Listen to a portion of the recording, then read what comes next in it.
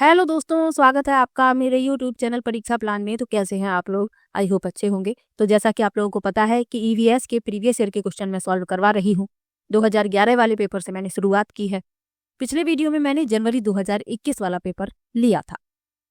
उसके बाद जो पेपर हुए हैं ऑनलाइन हुए हैं, यानी कि 2021 में दिसंबर में जो पेपर हुआ है ऑनलाइन हुआ है। फिर 2022 में भी ऑनलाइन पेपर हुआ है। उसके बाद 20 अगस्त 2023 को जो पेपर हुआ है वह ऑफलाइन हुआ है। तो ये जो पेपर है ये 20 अगस्त 2023 वाला है, क्योंकि मैं पहले सभी ऑफलाइन वाले पेपर सॉल्व करवा रही हूँ। तो ये पेपर है 2023 वाला। तो चलिए आज की वीडियो को शुरू करते हैं। वीडियो देखने के बाद यदि आपको अच्छा लगे, हेल्पफुल लगे तो वीडियो को लाइक और शेयर कीजिएगा, और यदि आप चैनल पर नए हैं तो चैनल को सब्सक्राइब कर लीजिए। मैंने प्ले लिस्ट बना दी है जहाँ पर आप सभी वीडियो एक साथ प्राप्त कर सकते हैं। तो चलिए आज की वीडियो को शुरू करते हैं। पहला प्रश्न दिया गया है, एक शिक्षिका ईवीएस शिक्षण के लिए अपने विद्यार्थियों के साथ तुल्यकालिक संप्रेषण का चयन करना चाहती हैं, वह निम्नलिखित में से किसे चुनेंगी?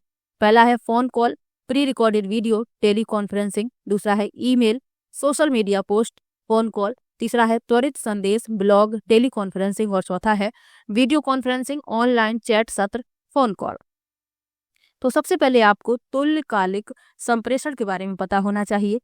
तो तुल्यकालिक संप्रेषण वास्तविक समय की अंतःक्रिया को संदर्भित करता है, जहां प्रेषक और प्राप्तकर्ता दोनों सक्रिय रूप से संलग्न होते हैं। तो इसमें वह विकल्प बताना है जिसमें प्रेषक और प्राप्तकर्ता दोनों ही सक्रिय रूप से संलग्न हो। तो इसमें जो चौथा विकल्प लिखा हुआ है, वीडियो कॉन्फ्रेंसिंग, ऑनलाइन चैट सत्र, फोन कॉल, चौथा विकल्प इस प्रश्न का उत्तर हो जाएगा। चलिए आगे बढ़ते हैं। अगला प्रश्न दिया गया है, यदि थीम यात्रा रेलवे स्टेशन ईवीएस में एक सामुदायिक संसाधन के उपयोग को दर्शाता है तो निम्नलिखित में से कौन पूरा करेगा? थीम भोजन। पहला विकल्प है कृषि फार्म, दूसरा है जंगल, तीसरा है दुकानदार और चौथा है किसान। तो पहले हमें बताया गया है कि जो थीम यात्रा है वह रेलवे स्टेशन ईवीएस में एक सामुदायिक संसाधन के उपयोग को दर्शाता है, यानी थीम यात्रा का संबंध है रेलवे स्टेशन से। तो थीम भोजन का संबंध किससे होगा? तो यह होगा कृषि फार्म से। पहला विकल्प इसमें सही हो जाएगा।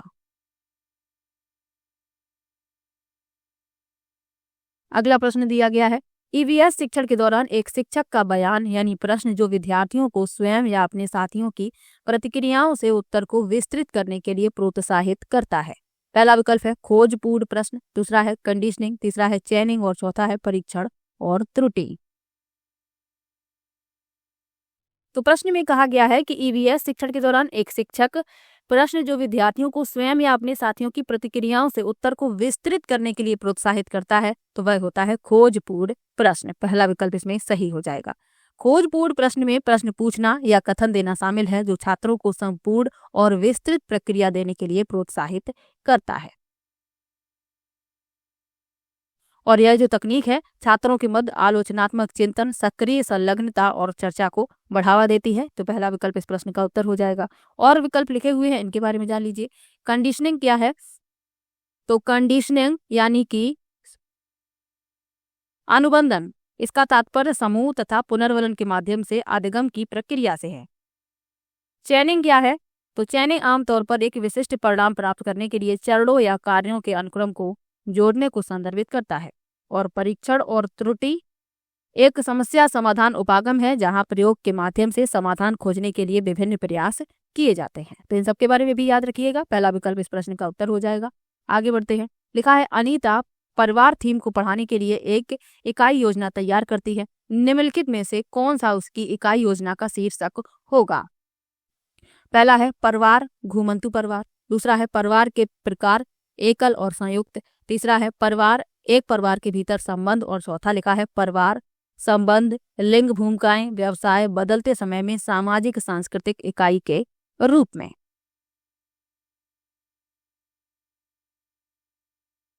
तो इस प्रश्न में आपका चौथा विकल्प उत्तर है परिवार संबंध लिंग भूमिकाएं व्यवसाय बदलते समय में सामाजिक सांस्कृतिक इकाई के रूप में। शीर्षक परिवार संबंध लिंग भूमिकाएं व्यवसाय बदलते समय में सामाजिक सांस्कृतिक इकाई के रूप में इकाई योजना की विषय वस्तु और दायरे का एक व्यापक अवलोकन प्रदान करता है।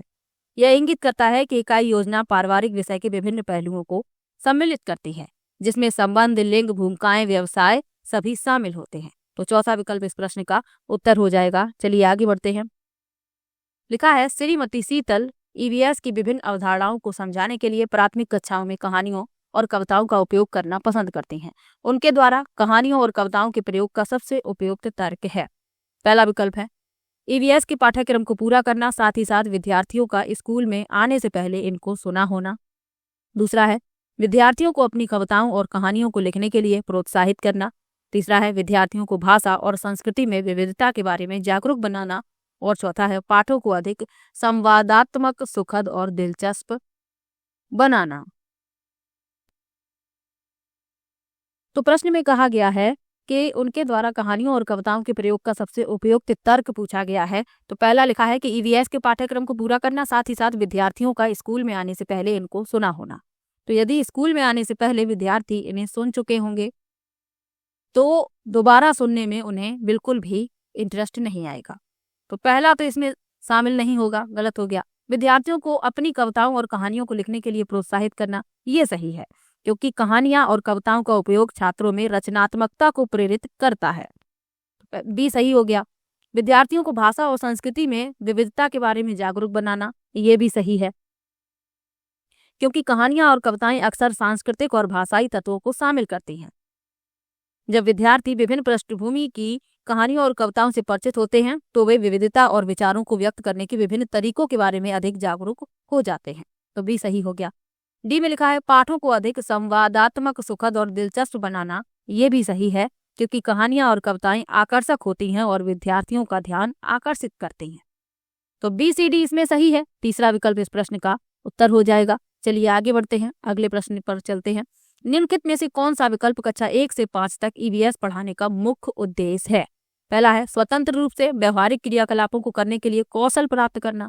दूसरा है विद्यार्थियों को मिडिल स्तर पर विज्ञान पढ़ने के लिए तैयार करना। तीसरा है विषय की मूलभूत अवधारणाओं की गहन समझ विकसित करना। और चौथा है शिक्षार्थियों को कक्षा के अधिगम को स्कूल के बाहर के जीवन से जोड़ने में मदद करना। तो पूछा गया है कि कौन सा विकल्प कक्षा 1 से 5 तक ईवीएस पढ़ाने का मुख्य उद्देश्य है?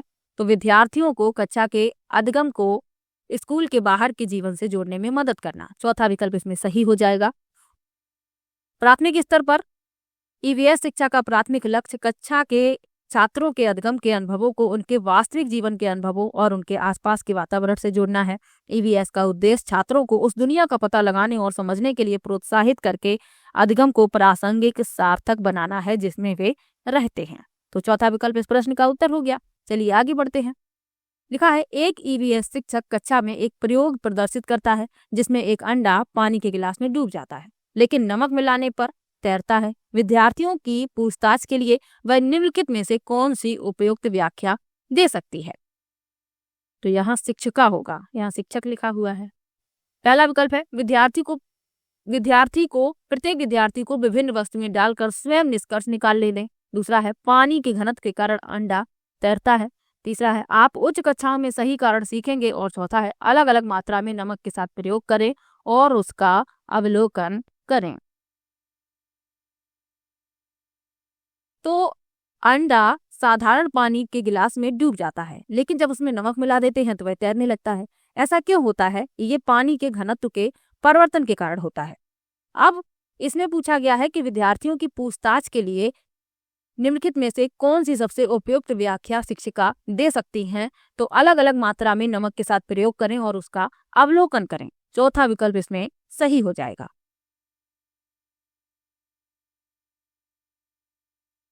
क्योंकि नमक की अलग अलग मात्रा करके छात्र यह देख सकते हैं कि अंडे के तैरने वाले व्यवहार को कैसे प्रभावित करता है और बच्चे करके सीखेंगे तो ये और भी ज्यादा प्रभावपूर्ण होगा। तो चौथा विकल्प इसमें सही हो जाता है। चलिए आगे बढ़ते हैं। निम्नलिखित कथनों को पढ़िए तथा सही विकल्प का चयन कीजिए। अभिकथन दिया गया है, कारण दिया गया है। अभिकथन क्या है? ईवीएस सीखने को अवलोकन, पहचान, वर्गीकरण आदि से संबंधित प्रक्रिया कौशल के लिए उन्मुख होने की आवश्यकता है। कारण है विभिन्न प्रक्रिया कौशल प्राप्त करने के माध्यम से ईवीएस के सीखने के परिणामों को हासिल करने की संभावना होती है।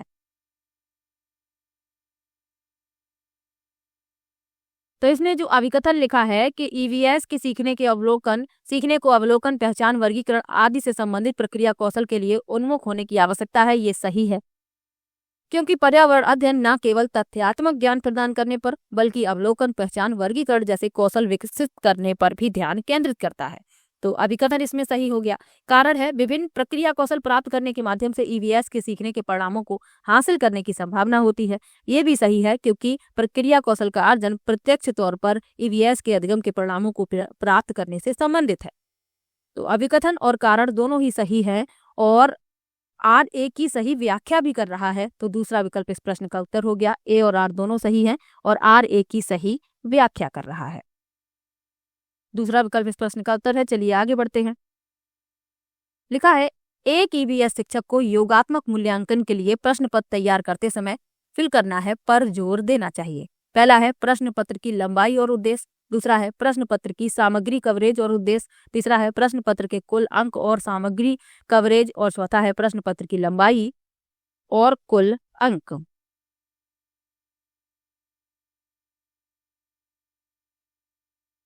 तो पर्यावरण अध्ययन में योगात्मक मूल्यांकन के लिए प्रश्न पत्र तैयार करते समय यह सुनिश्चित करना आवश्यक है कि मूल्यांकन में सम्मिलित विषय वस्तु अधिगम के उद्देश्यों के साथ संरेखित होती हो। यानी कि ईवीएस शिक्षक को योगात्मक मूल्यांकन के लिए प्रश्न पत्र तैयार करना है तो उसे जोर देना चाहिए प्रश्न पत्र की सामग्री कवरेज और उद्देश्य पर। दूसरा विकल्प इसमें सही हो जाएगा।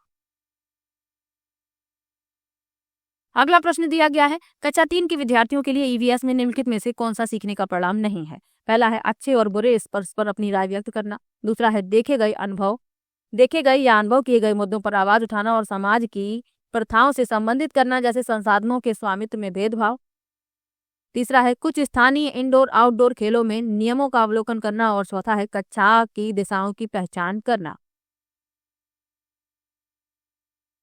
तो इसमें पूछा गया है कि कौन सा सीखने का परिणाम यानी अधिगम प्रतिफल नहीं है। तो पर्यावरण अध्ययन में अधिगम के परिणाम उन विशिष्ट कौशल, ज्ञान, दृष्टिकोण और मूल्यों को संदर्भित करते हैं जिनमें छात्रों से एक पाठ, इकाई या पाठ्यक्रम के अंत तक हासिल करने की उम्मीद होती है। अब इसमें पूछा गया है कि अधिगम प्रतिफल नहीं है, तो दूसरा विकल्प इस प्रश्न का उत्तर हो जाएगा। देखे गए, अनुभव किए गए मुद्दों पर आवाज उठाना और समाज की प्रथाओं से संबंधित करना जैसे संसाधनों के स्वामित्व में भेदभाव। क्योंकि यह जो परिणाम है यह अधिक जटिल और उन्नत है जिसे आमतौर पर उच्च कक्षाओं में संबोधित किया जाता है और यहाँ बात हो रही है कक्षा 3 की, तो यही अधिगम प्रतिफल नहीं है, तो यही इस प्रश्न का उत्तर हो जाएगा। चलिए आगे बढ़ते हैं। आपको कक्षा 3 से 5 तक के अपने विद्यार्थियों के लिए ईवीएस पाठ्य पुस्तकों का चयन करना है। इस उद्देश्य के लिए निम्नलिखित में से कौन सा मानदंड सबसे उपयुक्त है। पहला है पुस्तक में चित्र बड़े और रंगीन होने चाहिए, दूसरा है भाषा सरल और विद्यार्थियों के मानसिक स्तर के अनुसार होनी चाहिए, तीसरा है पाठ्य पुस्तक को सचित्र और विद्यार्थियों के लिए आकर्षक होना चाहिए और चौथा है पाठ्य पुस्तक बाल उन्मुख होनी चाहिए तथा लिंग, जाति, वर्ग और धर्म के आधार पर किसी भी रूढ़िवादिता या अपमानजनक व्यवहार से रहित होनी चाहिए। तो कक्षा 3 से 5 तक के अपने विद्यार्थियों के लिए ईवीएस पाठ्य पुस्तक का चयन करना है। तो जो मानदंड सबसे उपयुक्त है वह है कि पाठ्य पुस्तक बाल उन्मुख होनी चाहिए तथा लिंग, जाति, वर्ग और धर्म के आधार पर किसी भी रूढ़िवादिता या अपमानजनक व्यवहार से रहित होनी चाहिए। चौथा विकल्प इसमें सही हो जाएगा। अब बाल उन्मुख का क्या अर्थ है? तो बाल उन्मुख का अर्थ है कि ईवीएस पाठ्य पुस्तक को छात्रों की आवश्यकताओं, रुचियों और संज्ञानात्मक विकास को ध्यान में रखकर बनाया जाना चाहिए। चलिए आगे बढ़ते हैं। अगला प्रश्न दिया गया है, निम्नलिखित कथनों को पढ़िए तथा सही विकल्प का चयन कीजिए। अभिकथन दिया गया है, प्राथमिक स्तर पर ईवीएस में विषयों के बजाय थीम है। कारण है, विषयों की तुलना में थीम आधारित ईवीएस सीखना शिक्षकों और विद्यार्थियों के लिए आसान है। तो प्राथमिक स्तर पर ईवीएस में विषयों की बजाय थीम है, ये सही है। और विषयों की तुलना में थीम आधारित ईवीएस सीखना शिक्षकों और विद्यार्थियों के लिए आसान है, दोनों ही सही हैं। यानी ए और आर दोनों सही हैं। आर ए की सही व्याख्या है। दूसरा विकल्प इस प्रश्न का उत्तर हो जाएगा। चलिए आगे बढ़ते हैं। आप ईवीएस के विद्यार्थियों के लिए व्यवहारिक गतिविधियों को प्रोत्साहित करना चाहते हैं। निम्नलिखित में से कौन सी क्रिया सबसे उपयुक्त है? पहला है ग्लोब से नक्शा पढ़ना, दूसरा है विभिन्न देशों के सिक्के एकत्रित करना, तीसरा है उपलब्ध सामग्री से ईवीएस किट विकसित करना और चौथा है एक चार्ट पर विभिन्न पौधों के भागों का चित्र बनाना। तो प्रश्न में पूछा गया है कि व्यवहारिक गतिविधियों को प्रोत्साहित करना चाहते हैं। तो व्यवहारिक गतिविधियां क्या होती हैं? तो व्यवहारिक गतिविधियां छात्रों को संलग्न करने, अनुभवात्मक शिक्षा को बढ़ावा देने और पर्यावरण अध्ययन में अवधारणाओं की समझ को बढ़ाने का एक प्रभावी तरीका है। अब इसमें जो सबसे उपयुक्त है वह बताना है। तो उपलब्ध सामग्री से ईवीएस किट विकसित करना, तीसरा विकल्प इसमें उत्तर हो जाएगा। चलिए आगे बढ़ते हैं। ईवीएस के लिए रचनात्मक आकलन है। पहला है सीखने के लिए आकलन, दूसरा है सीखने का आकलन, तीसरा है अधिगम के रूप में आकलन और चौथा है सीखने के बारे में आकलन। तो प्रश्न में पूछा गया है कि ईवीएस के लिए रचनात्मक आकलन है। तो रचनात्मक आकलन है सीखने के लिए आकलन और अधिगम के रूप में आकलन। ए और सी इसमें सही है, तीसरा विकल्प इस प्रश्न का उत्तर हो जाएगा। रचनात्मक आकलन क्या है? सबसे पहले ये जान लीजिए। रचनात्मक आकलन एक पाठ इकाई या पूरे पाठ्यक्रम के दौरान छात्रों की समझ, अधिगम की जरूरतों और शैक्षणिक प्रगति का आकलन करने के लिए शिक्षकों द्वारा उपयोग किए जाने वाले दृष्टिकोणों की एक श्रृंखला को संदर्भित करता है। अधिगम के लिए आकलन यानी सीखने के लिए आकलन क्या है? तो यह शिक्षार्थियों और शिक्षकों के लिए साक्ष्यों को खोजने और समझने की प्रक्रिया है। और अधिगम के रूप में आकलन क्या है? यह एक गतिविधि या कार्य का उपयोग है जो बच्चों को अपने स्वयं के अधिगम में सुधार के लिए आकलन का उपयोग करने में मदद करता है। तो ए और सी इसमें सही है, तीसरा विकल्प इस प्रश्न का उत्तर हो जाएगा। चलिए आगे बढ़ते हैं। निम्नलिखित कथनों को पढ़िए तथा सही विकल्प का चयन कीजिए। अभिकथन दिया गया है, कारण दिया गया है। ईवीएस में क्षेत्र भ्रमण प्रभावी शिक्षण शास्त्रीय रणनीति है, ये अभिकथन है। और एक कारण क्या है? क्षेत्र भ्रमण वस्तुओं, घटनाओं और स्थानों की याददाश्त को बढ़ावा देती है। तो इसमें अभिकथन तो सही लिखा है कि ईवीएस में क्षेत्र भ्रमण प्रभावी शिक्षण शास्त्रीय रणनीति है। कारण लिखा है कि क्षेत्र भ्रमण वस्तुओं, घटनाओं और स्थानों की याददाश्त को बढ़ावा देती है। ये गलत है क्योंकि क्षेत्र भ्रमण वास्तविक दुनिया के अनुभव प्रदान करके सीखने को बढ़ा सकती है। तो इसमें कारण गलत हो गया, ए सही परंतु आर गलत। चौथा विकल्प इस प्रश्न का उत्तर हो गया। अगला प्रश्न है, गुजरात के सापेक्ष उत्तर प्रदेश और आंध्र प्रदेश की स्थितियां हैं। पहला है उत्तर पश्चिम, दक्षिण पश्चिम, दूसरा है उत्तर पूर्व, दक्षिण पश्चिम, तीसरा है उत्तर पूर्व, दक्षिण पूर्व और चौथा है उत्तर पश्चिम, दक्षिण पूर्व। तो चलिए मैप में समझ लीजिए। ये पूर्व होता है, आप सभी लोग जानते हैं। ये पश्चिम, ऊपर होता है उत्तर और नीचे होता है दक्षिण।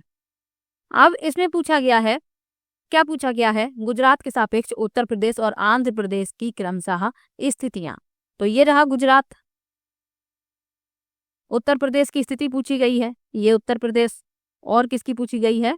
आंध्र प्रदेश की। तो ये रहा नीचे आंध्र प्रदेश। तो गुजरात के सापेक्ष उत्तर प्रदेश है उत्तर पूर्व में, ऊपर की तरफ है और थोड़ा पूर्व की तरफ है। तो ये जो दिशा हो गई उत्तर पूर्व हो गई। गुजरात के सापेक्ष उत्तर प्रदेश उत्तर पूर्व में है और आंध्र प्रदेश है दक्षिण पूर्व में।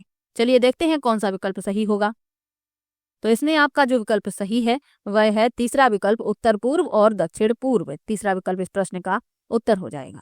चलिए आगे बढ़ते हैं। एक प्रश्न आपको मैप से जरूर मिलेगा तो उसे ध्यान से समझ लीजिए। चलिए आगे बढ़ते हैं। लिखा है, रामा प्रत्येक शाम को अपने दोस्तों के साथ क्रिकेट खेलता है। वह क्रिकेट खेलने में कौन सी ऊर्जा का उपयोग करता है? पहला है प्रकाश ऊर्जा, दूसरा है रासायनिक ऊर्जा, तीसरा है मांसपेशियों की ऊर्जा और चौथा है ध्वनि ऊर्जा। तो प्रत्येक शाम को रामा अपने दोस्तों के साथ क्रिकेट खेलता है तो वह मांसपेशियों की ऊर्जा का उपयोग करता है। तीसरा विकल्प इसमें सही हो जाएगा। और विकल्प लिखे हुए हैं, इनके बारे में जान लीजिए। प्रकाश ऊर्जा क्या होता है? तो प्रकाश ऊर्जा विद्युत चुंबकीय विकिरण को संदर्भित करता है। यह ऊर्जा का एक रूप है जो तरंगों में यात्रा करता है। प्रकाश ऊर्जा सूर्य प्रकाश बल्ब और अन्य कृत्रिम प्रकाश स्रोतों द्वारा उत्पादित की जाती है। रासायनिक ऊर्जा क्या है? तो रासायनिक ऊर्जा अणुओं और परमाणुओं के बंधनों में संग्रहित संभावित ऊर्जा को संदर्भित करती है। यह ऊर्जा का एक रूप है जो रासायनिक अभिक्रियाओं के दौरान मुक्त या अवशोषित होता है। रासायनिक ऊर्जा भोजन, ईंधन और बैटरी सहित विभिन्न पदार्थों में पाई जाती है। तो ये रासायनिक ऊर्जा हो गई। और ध्वनि ऊर्जा क्या है? तो ध्वनि ऊर्जा से तात्पर्य कंपन करने वाली वस्तुओं द्वारा उत्पन्न ऊर्जा से है, जो ध्वनि तरंगों के रूप में एक माध्यम से फैलती है। यह यांत्रिक ऊर्जा का रूप है जिसे मानव कान ध्वनि के रूप में महसूस करते हैं। तो इन सब के बारे में भी जानना आवश्यक था। इसमें आपका तीसरा विकल्प सही हो गया। चलिए आगे बढ़ते हैं। जब हम ईंधन जलाते हैं तो हमें प्राप्त होती है।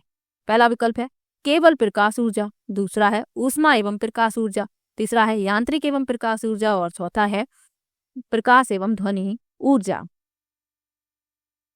तो जब हम ईंधन जलाते हैं तो हमें ऊष्मा एवं प्रकाश ऊर्जा प्राप्त होती है। दूसरा विकल्प इसमें सही हो जाएगा। ऊष्मा एवं प्रकाश ऊर्जा ऊर्जा के ही दो रूप हैं जो आपस में घनिष्ठ रूप से संबंधित हैं। ये भी याद रखिएगा। चलिए आगे बढ़ते हैं। निम्नलिखित में से कौन सी असम में खाए जाने वाले चावलों की एक सामान्य किस्म है जो पकने के बाद चिपचिपे यानी कि स्टिकी हो जाते हैं? पहला है बोरा चावल, दूसरा है अरबोरियो चावल, तीसरा है बोम्बा चावल और चौथा है पोन्नी चावल। तो मैंने आपको पहले ही बताया है कि असम में चावलों की एक किस्म पाई जाती है जो पकने के बाद चिपचिपे यानी कि स्टिकी हो जाते हैं। तो ये होते हैं बोरा चावल। पहला विकल्प इसमें सही हो जाएगा। बोरा चावल भारत के असम क्षेत्र में उगाया जाता है। यह अपनी सुगंधित खुशबू और विशिष्ट स्वाद के लिए जाना जाता है। बोरा चावल का उपयोग आमतौर पर पारंपरिक असमिया व्यंजन जैसे पीठा, पुलाव और कोमोल साउल के लिए किया जाता है। पायसम जैसी मिठाइयां बनाने के लिए भी यह एक लोकप्रिय विकल्प है। तो ये सब आपको याद रखना है। पहला विकल्प इस प्रश्न का उत्तर हो गया। अब जो और विकल्प लिखे हुए हैं ये चावलों की किस्म है, इनके बारे में भी जान लीजिए। आर्बोरियो चावल एक प्रकार का छोटे दाना वाला चावल है जो मुख्य रूप से इटली के पीडमोंट क्षेत्र में उगाया जाता है। बोम्बा चावल, जिसे अरोज बोम्बा भी कहा जाता है, एक प्रकार का छोटे अनाज वाला चावल है जो मुख्य रूप से स्पेन के वालेंसिया क्षेत्र में उगाया जाता है। और पोन्नी चावल चावल की एक किस्म है जो मुख्य रूप से भारत के तमिलनाडु क्षेत्र में उगाया जाता है। तो इन सब के बारे में भी याद रखना है। पहला विकल्प इस प्रश्न का उत्तर है। चलिए आगे बढ़ते हैं। लिखा है बिहार राज्य के लोगों के लिए निम्नलिखित में से मधुमक्खी पालन कार्यक्रम आरंभ करने के वर्ष की सर्वश्रेष्ठ अवधि चुनिए। पहला है अक्टूबर से दिसंबर, दूसरा है फरवरी से अप्रैल, तीसरा है अप्रैल से जून और चौथा है अगस्त से अक्टूबर। तो बिहार राज्य के लोगों के लिए मधुमक्खी पालन करने का सबसे अच्छा समय है अक्टूबर से दिसंबर, क्योंकि ये जो समय है ये मधुमक्खियों के अंडे देने का समय होता है। पहला विकल्प इसमें सही हो जाएगा। चलिए आगे बढ़ते हैं। अगले प्रश्न में मिलान करना है। चलिए मिला लेते हैं। स्तंभ ए और स्तंभ बी का मिलान कीजिए। चलिए मिलाते हैं। लिखा है जीरा, तो जीरा होता है छोटा परंतु खुशबूदार, चौथे से मिला देंगे। केसर, ये पीले रंग का होता है, तीसरे से मिला देंगे। मिर्च दक्षिणी अमेरिका से उत्पत्ति, दूसरे से मिला देंगे। और लौंग कील की तरह दिखता है, पहले से मिला देंगे। तो इसमें आपका ए का चौथा, बी का तीसरा, सी का दूसरा और डी का पहला यानी कि दूसरा विकल्प इस प्रश्न का उत्तर हो जाएगा। चलिए आगे बढ़ते हैं। लिखा है बंगाल की खाड़ी का तटवर्ती राज्य या केंद्र शासित प्रदेश है। पहला है उड़ीसा, दूसरा है कर्नाटक, तीसरा है केरल और चौथा है तेलंगाना। तो बंगाल की खाड़ी के तटवर्ती राज्य या केंद्र शासित प्रदेश कौन कौन से हैं, सभी आपको याद रखने हैं। पश्चिम बंगाल, उड़ीसा, आंध्र प्रदेश, तमिलनाडु, पुडुचेरी, अंडमान और निकोबार द्वीप समूह। तो इसमें आपका पहला विकल्प सही हो गया, उड़ीसा। इसके साथ ही आपको अरब सागर के तटवर्ती भारतीय राज्य या केंद्र शासित प्रदेश भी याद रखने हैं। कौन कौन से हैं? गुजरात, महाराष्ट्र, गोवा, कर्नाटक, केरल, लक्षद्वीप, दादरा और नगर हवेली, दमन और दीव। ये भी साथ में याद रखिएगा। चलिए आगे बढ़ते हैं।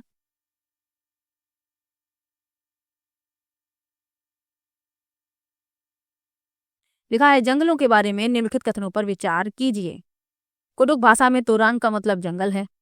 दूसरा लिखा है झारखंड में ग्राम परिषद लॉटरी के माध्यम से यह तय करती है कि किस परिवार को कृषि के लिए कितनी भूमि मिलेगी। तीसरा है जंगल अधिकार कानून 2007 उन लोगों को अधिकार दिलाता है जो कम से कम 15 वर्षों से जंगलों में रह रहे हैं। और डी में लिखा है मिजोरम में लगभग 3/4 लोग जंगलों से जुड़े हुए हैं।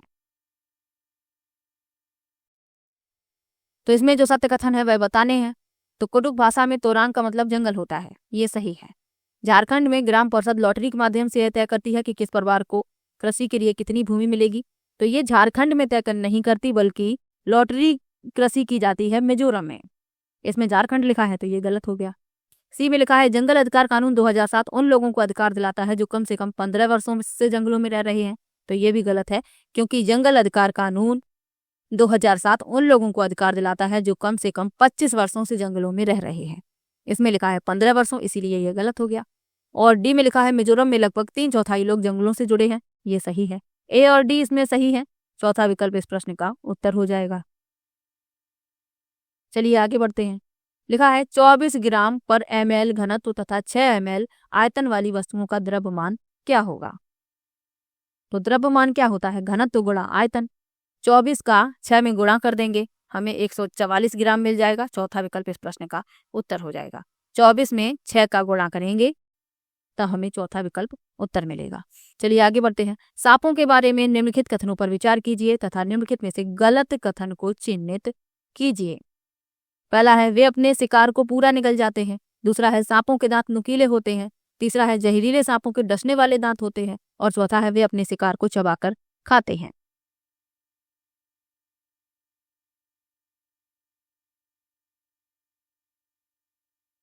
तो हमारे देश में पाए जाने वाले कई प्रकार के सांपों में से केवल 4 प्रकार के सांप ही जहरीले होते हैं।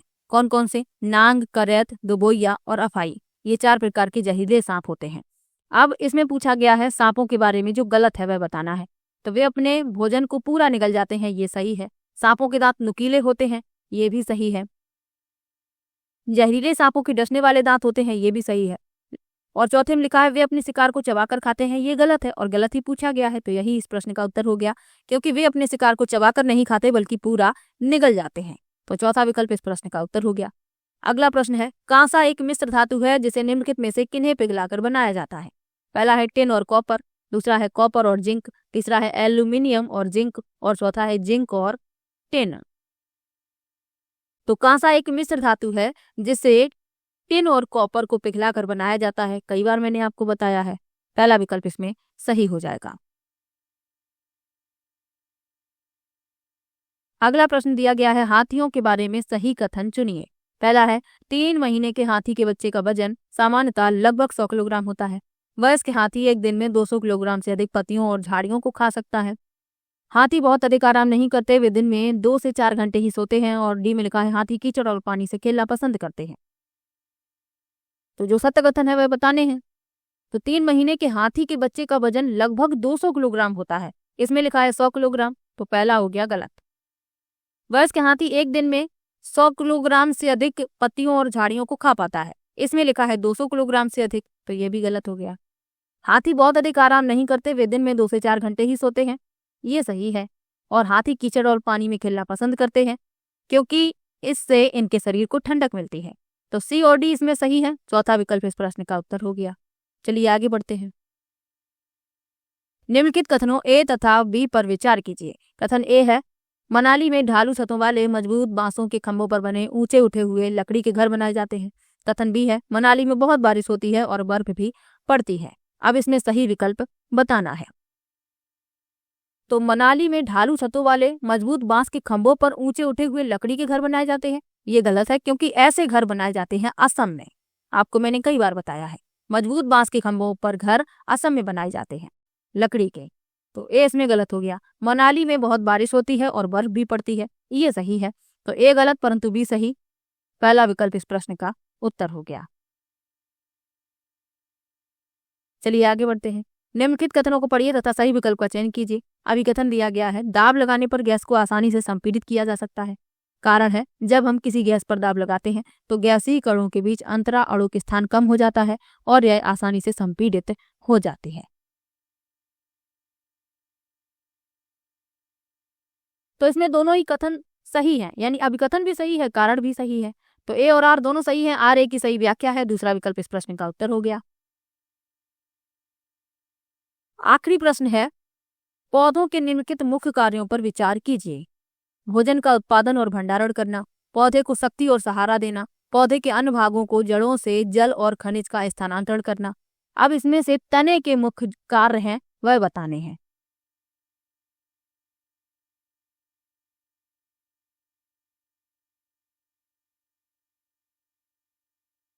तो इसमें तने के कार्य कौन कौन से हैं? पौधे का उत्पादन और भंडारण, ये गलत है क्योंकि ये कार्य है पत्तियों का। पत्तियों को पौधे का रसोई घर भी कहा जाता है। ये प्रश्न भी कई प्रतियोगी परीक्षाओं में पूछ लिया जाता है, तो आपको याद रखना है कि पौधों का रसोई घर कौन है? पत्तियां। तो ए इसमें गलत हो गया। पौधे को शक्ति और सहारा देना ये तने का कार्य है और पौधे के अन्य भागों को जड़ों से जल और खनिज का स्थानांतरण करना ये भी कार्य है। तो इसमें बी और सी सही है, यानी कि आपका जो पहला विकल्प है यही इस प्रश्न का उत्तर हो जाएगा। तो ये पेपर था 20 अगस्त 2023 वाला। किसी भी प्रश्न में आपको डाउट हो आप कमेंट बॉक्स में जरूर लिखिएगा, और इसके पहले वाली वीडियो यदि नहीं देखी है तो देख लीजिए। तो चलिए मिलते हैं नेक्स्ट वीडियो में, और वीडियो कैसा लगा ये कमेंट बॉक्स में जरूर बताइएगा। मिलते हैं नेक्स्ट वीडियो में, तब तक के लिए बाय बाय।